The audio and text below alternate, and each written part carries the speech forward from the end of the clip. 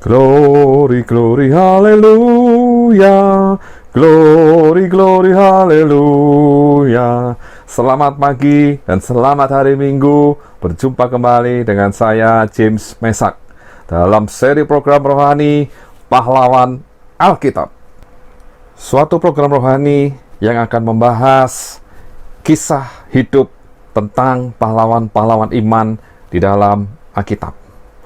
Kehidupan pribadi, kehidupan keluarga, perjalanan hidup, karya-karyanya, kenangan-kenangannya yang luar biasa, serta pengalaman-pengalaman pribadi bersama dengan Yesus Tuhan yang akan menjadi teladan buat kita semua. Selamat menikmati dan Tuhan Yesus memberkati.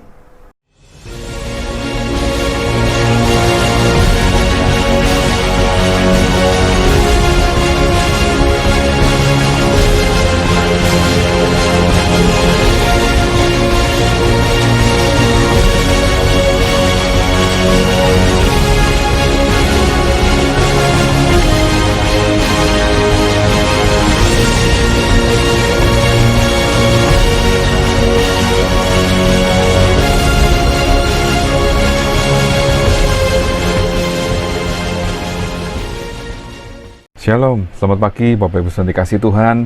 Kita berjumpa kembali di hari Minggu pagi ini dalam program Pahlawan Alkitab. Dan kita masuk di dalam seri yang ke-30, yaitu kita akan mendengar pembahasan tentang Thomas. Thomas adalah salah satu dari 12 rasul atau murid dari Yesus Kristus. Yang pertama kita akan membahas kehidupan dari Thomas. Nama Thomas artinya kembar. Jadi istilah yang setara dengan kembar dalam bahasa Yunani dan juga disebutkan dalam perjanjian baru dalam Injil Yohanes, yaitu Didimus. Sehingga di dalam Yohanes 11 ayat 16, lalu 20 ayat 24 dan 21 ayat 2, diperkirakan memang Thomas memiliki saudara kembar yang tidak dikenal, tidak dijelaskan lebih lanjut di dalam Alkitab. Dan nama Thomas disebutkan sebanyak 12 kali di dalam perjanjian baru, dan disebut pertama kali di dalam Injil Matius 10 ayat ketiga.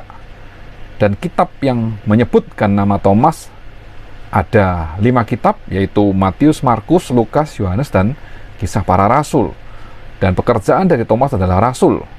Tempat kelahiran di sekitar Galilea, dan tempat kematian tradisi menyatakan bahwa ia mati di daerah India. Jadi nama Thomas disebutkan terakhir dalam Kisah Para Rasul 1 ayat 13. Nah, lalu kita akan membahas bagaimana perjalanan hidup dan karya dari Thomas. Yang pertama, kita akan melihat bagaimana saat Tuhan Yesus memanggil ke-12 rasul, sehingga nama Thomas ini dicatat di dalam Injil Matius, Markus, dan Lukas. Kita baca dalam Matius 10 ayat 3 yang berbunyi demikian. Filipus dan Bartolomeus, Thomas dan Matius pemungut cukai, Yakobus anak Alfeus dan Tadeus. Lalu di dalam Markus 3 ayat 18, selanjutnya Andreas, Filipus, Bartolomeus, Matius, Thomas, Yakobus anak Alfeus, Tadeus, Simon orang Selot.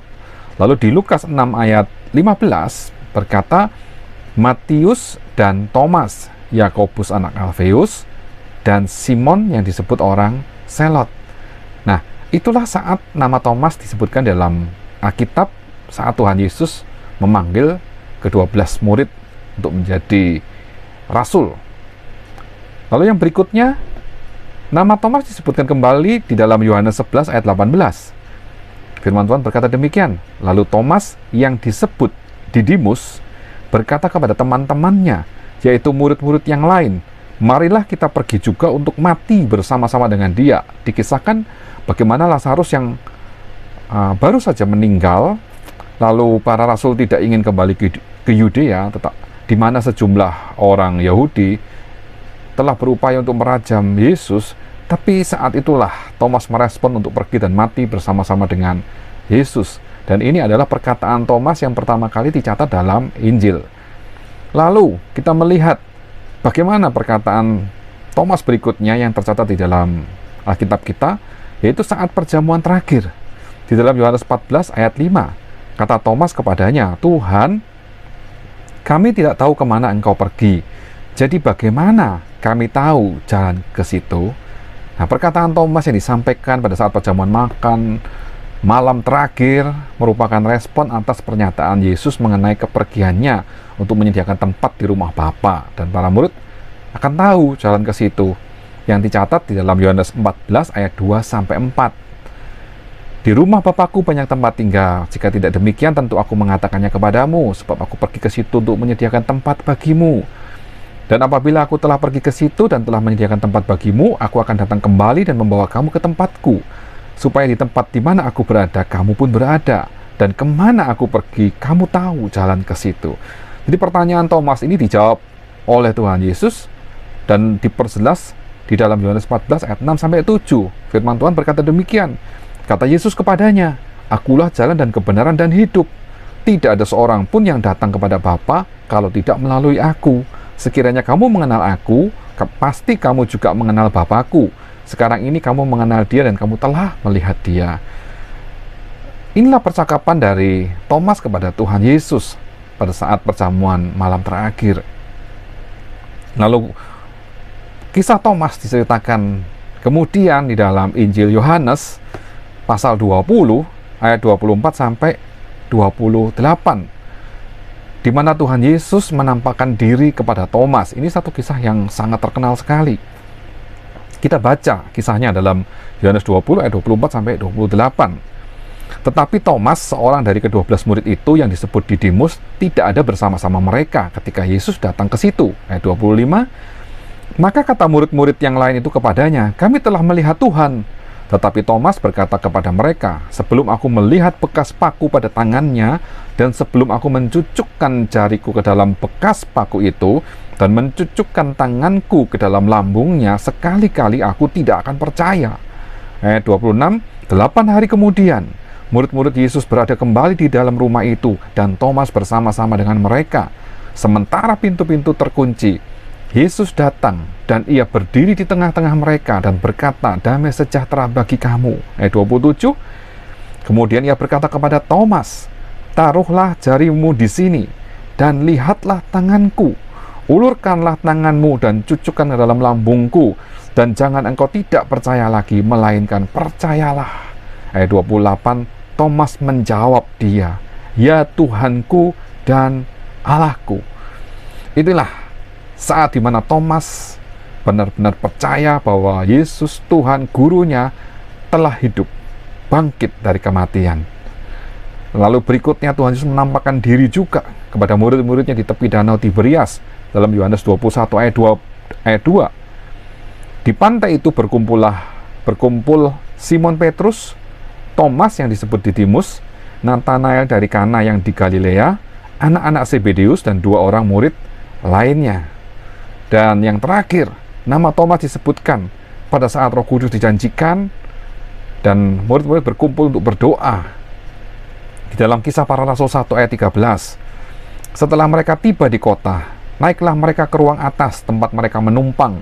Mereka itu ialah Petrus dan Yohanes, Yakobus dan Andreas, Filipus dan Thomas, Bartolomeus dan Matius, Yakobus bin Alfeus dan Simon orang Selot, dan Yudas bin Yakobus. Dan di dalam firman Tuhan, dalam Alkitab yang kita baca, inilah tercatat di dalam Kisah Para Rasul 1 ayat 13, nama Thomas terakhir kali ditulis dan disebutkan. Tetapi kita bisa melihat bahwa menurut catatan sejarah dari bapak-bapak gereja zaman dahulu, ternyata Thomas yang merupakan salah satu dari 12 Rasul Tuhan melakukan penyebaran Injil ke wilayah timur, ke daerah Persia dan India di luar perbatasan Kaisar Romawi, dan bahkan Thomas diyakini berlayar ke India pada tahun 52 Masehi dan mengabarkan Injil kepada orang Yahudi diaspora di Kerala, dan itu yang disebut dengan India saat ini.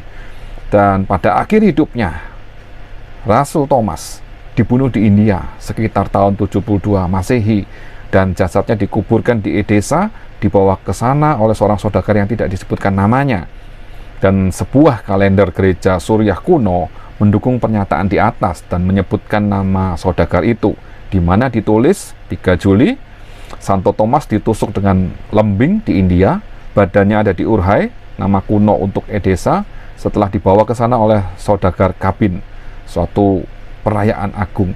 Disitulah akhir dari hidup Thomas melayani Tuhan, mengabarkan Injil dengan yakin, menyatakan bahwa Yesus Tuhan, Guru, dan Juru Selamat bagi setiap umat manusia.